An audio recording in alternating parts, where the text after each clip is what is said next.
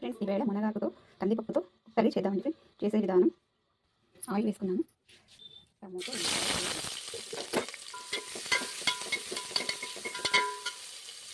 అందులోకి మునగాకు వేసుకుంటాం.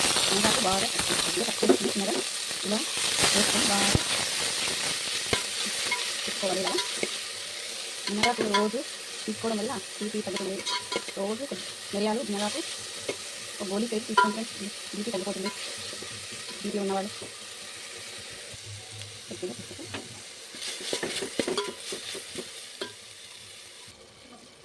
కొద్దిగా ఉప్పు, తగినంత కారం బాగా ఇలా కలుపుకుంటాం. ఇందులోకి కందిపప్పు వేసుకోండి. చివరిగా వేసి ఇలా మిక్స్ చేసుకోండి.